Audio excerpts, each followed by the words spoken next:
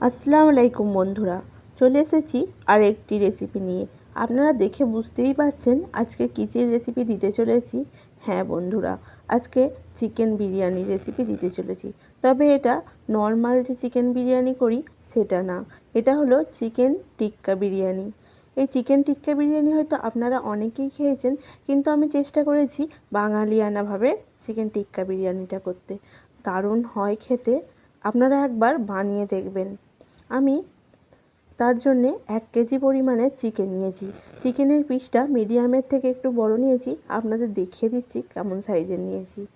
সেটা ভালোভাবে ধুয়ে জল ঝরিয়ে রেখেছিলাম। তারপর একটি পাত্রে নিয়েছি 1 চামচ পরিমাণে নুন, 1/2 চামচ পরিমাণে গোলমরিচ গুঁড়ো, 1/2 চামচ পরিমাণে হলুদ গুঁড়ো, 1 চামচ পরিমাণে লাল লঙ্কার গুঁড়ো, 1 চামচ পরিমাণে জিরে গুঁড়ো, আর 1 চামচ পুরো ভর্তি ভর্তি ধনিয়া গুঁড়ো দিয়েছি।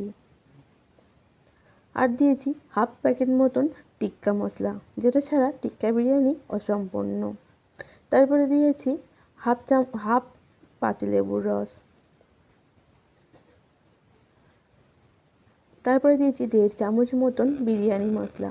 বিরিয়ানি মশলাটা আমি ঘরেই তৈরি করে নিয়েছি, আপনারা চাইলে প্যাকেট বিরিয়ানি মশলাও দিতে পারেন। তারপরে দিয়েছি বেশ খানিকটা সরিষার তেল। তারপরে ভালোভাবে চিকেনের সাথে মশলাগুলো মাখিয়ে নেব। এই কাজটা খুব ভালোভাবে করতে হবে, যাতে চিকেনের সাথে ভালোভাবে মশলাটা লেগে যায়। আর আমি একটা অতি প্রয়োজনীয় গুরুত্বপূর্ণ জিনিস দিতে ভুলে গিয়েছিলাম, সেটা হলো আদা রসুন বাটা। আদা রসুন বাটা ছাড়া বিরিয়ানি প্রায় অসম্পূর্ণ, তাই আমি আদা রসুন বাটাটাও দিয়ে দিলাম 3 চামচ। তারপরে আদা রসুন বাটাটার সাথে ভালোভাবে চিকেনটা মাখিয়ে রেস্টে রেখে দেবো। আমি পেঁয়াজটা বেরেস্তা করে নিয়েছি, বেরেস্তার ক্লিপটা নেওয়া হয়নি। তারপরে একটি পাত্রে ঠান্ডা করতে দিয়েছি। তারপরে ওই একই তেলের মধ্যে নুন ও জাফরান দিয়ে আলুগুলো আমি ভাজতে দিয়েছি। আমি আলুটা আগে থাকতে সিদ্ধ করিনি, আমি একবারে তেলে ভেজেই আলুটা সিদ্ধ করব। আমি ঢাকা দিয়ে আলুটা সিদ্ধ করে ভেজে নিয়েছি। আমার আলুটা ভাজা হয়ে গেছে, একটি পাত্রে তুলে রাখছি। তারপরে ওই একই তেলের মধ্যে ম্যারিনেট করা চিকেনগুলো ভাজতে দেবো। একে একে যতটা ধরবে ততটা চিকেন দিয়ে দেবো।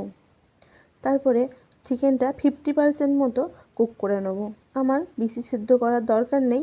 তারপরে একটি পাত্রে নিয়ে নিয়েছি আমি মিক্সার জারে একটা বড় সাইজের টমেটো, বেশ খানিকটা পুদিনা পাতা, বেশ খানিকটা ধনিয়া পাতা, তার সাথে দিয়েছি পেঁয়াজ বেরেস্তা। আমি কিছুটা পেঁয়াজ বেরেস্তা রেখে দিয়েছি ভাতের সাথে ম্যারিনেট করব বলে ও চিকেনটার উপরে দেবো বলে। তারপরে 100 গ্রাম মতন দিয়েছি টক দই। তারপরে ওটা পেস্ট করে রাখবো। তারপরে চিকেনটা আমার একদিকটা কুক হয়ে গেছে, তারপরে উল্টে দিয়েছিলাম আর এই দিকটাও হয়ে গেছে। তারপরে একটা একটা করে তুলে নিচ্ছি। তারপরে বাকি যে চিকেনগুলো ছিল ওগুলো ভাজতে দিয়ে দেবো। ওগুলো একদিকটা হয়ে গেছে আর একদিকটা উল্টে দিচ্ছি। এইভাবে চিকেনগুলো সব ভেজে নেব।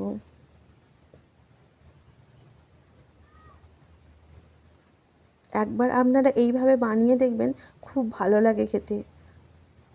তারপরে ওই একই তেলের মধ্যে দিয়ে দিয়েছি তেজপাতা আর যে পেস্টটা করে রেখেছিলাম ওই পেস্টটা। আমি এখানে কোনো গোটা গরম মশলা ব্যবহার করব না, আপনারা চাইলে গোটা গরম মশলা দিতে পারেন। আমাদের গরম মশলার গন্ধটা খুব একটা সবাই পছন্দ করে না, তাই ওইটাকে আমি একটু অ্যাভয়েড করে চলি। তাতে দিয়েছি অল্প পরিমাণে আদা রসুন বাটা, অল্প পরিমাণে লঙ্কা গুঁড়ো, অল্প পরিমাণে হলুদ গুঁড়ো, অল্প পরিমাণে জিরে গুঁড়ো, ধনিয়া গুঁড়ো দিয়ে মশলাটা ভালোভাবে কষিয়ে নেব।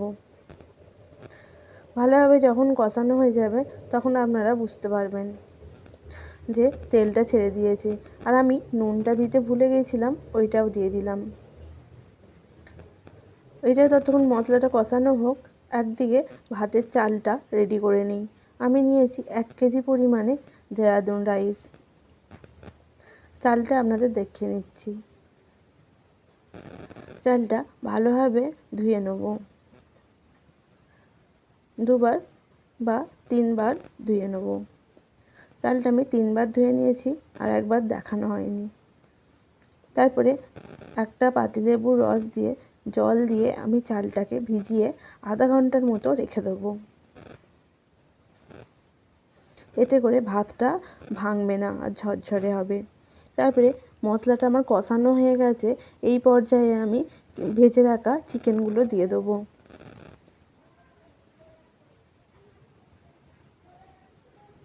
তারপরে চিকেনটা দিয়েও ভালোভাবে চিকেনটা কষিয়ে নেব। তারপরে চিকেনটা একটু কষিয়ে নিয়ে তাতে দিয়ে দিয়েছি কসুরি মেথি আর দিয়েছি হাফ চামচ মতন বিরিয়ানি মশলা। তারপরে মিক্সারের জারটা ধুয়ে দিয়ে দিয়েছি জল।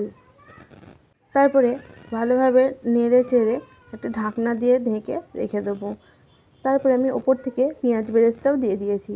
আর চালের যে মশলা লাগে সেটা রেডি করে নিয়েছি। আমি নিয়েছি 2টো স্টার নাট, তেজপাতা, 4 চামচ মতো নুন, দারচিনি, সাহা জিরে, এলাচ, লবঙ্গ। তারপরে ভাতটা 80% মতন কুক করে নিয়েছি। তারপরে ভাতের যে আসামটা হয় সেটা আমি একটা গ্লাসের মধ্যে তুলে নিয়েছি। তার মধ্যে দিয়েছি চিনি, একটু জাফরং, একটু এক ফোঁটা মতন দিয়েছি মেঠা আতর ও গোলাপ জল। তারপরে ভালোভাবে গুলে নিয়েছি আর দিয়েছি দুধ 1 প্যাকেট মতন।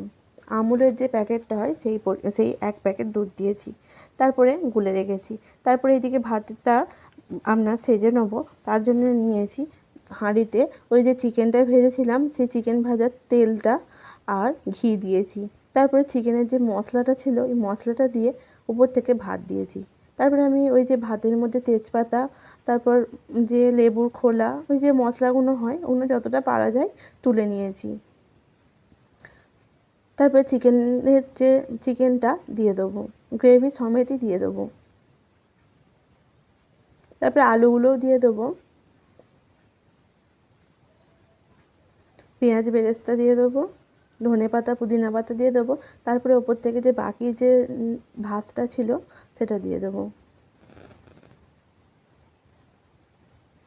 তারপরে আবার যে বাকি যে চিকেনের যে মশলাটা ছিল, চিকেনগুলো ছিল দিয়ে দেবো। যে দুধের যে জলটা ছিল সেটা দিয়ে পেঁয়াজ বেরেস্তা দিয়ে পুদিনা পাতা ধনেপাতা ছড়িয়ে দিয়েছি। তারপর কেওড়া জল দিয়ে দিচ্ছি।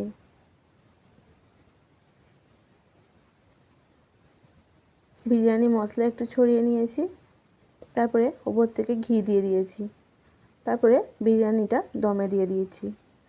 আমি 2 মিনিট জোর দিয়ে তারপরে আস্তে করে রেখে দিয়েছিলাম দমে। তারপরে যখন ভাপটা উপরে উঠে গেছে দিয়ে তখন গ্যাসটা বন্ধ করে দিয়েছি। তারপর আরও 10 মিনিট রেখে দিয়ে তারপরে পরিবেশন করছি। দেখতেই পাচ্ছেন কতটা ঝরঝরে হয়েছে আর লোভনীয় হয়েছে। আপনারা একবার বানিয়ে দেখবেন, মানে খেয়েই স্বাদ ভুলতে পারবেন না। আপনাদের যদি ভিডিওটি ভালো লেগে থাকে লাইক করে দেবেন এবং চ্যানেলটি সাবস্ক্রাইব করে দেবেন। আমার পাশে থাকবেন, রেসিপিটি করে কমেন্টে জানাবেন। আল্লাহ হাফেজ।